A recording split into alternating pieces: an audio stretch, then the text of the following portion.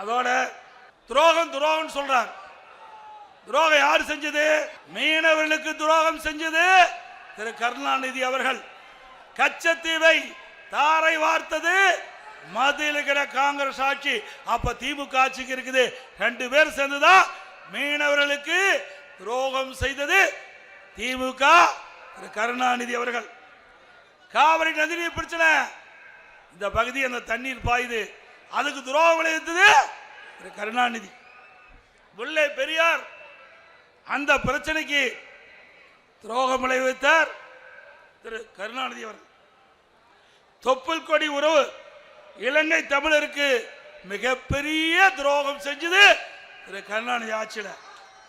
அதே போல இந்த பகுதி விவசாய பூமி, மீத்தேன் ஈத்தேன் திட்டம், அந்த திட்டத்தை இந்த பகுதியிலே கொண்டு வருவதற்கு நடவடிக்கை எடுத்தார்கள்.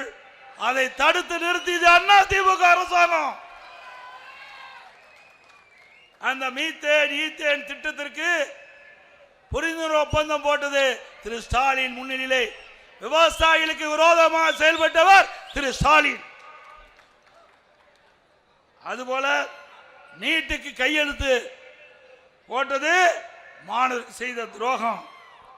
ஆக வரலாற்றிலேயே துரோகம் துரோகம் என்று சொல்லுக்கு இலக்கமானவர்கள் திரு கருணாநிதியும் திரு ஸ்டாலின் தான்.